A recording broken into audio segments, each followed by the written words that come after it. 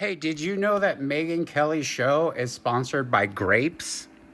Young grapes owned by the wealthy elite. These grapes were harvested right off the vine because they didn't think anyone cared about these grapes. These grapes have been aged no more than 15 years, which is a good enough age for grapes, according to Megyn Kelly. If you are the kind of person who enjoys the 15-year-old grapes of the wealthy elite, by all means, watch her show. But I would hope you would join me in not being a piece of shit.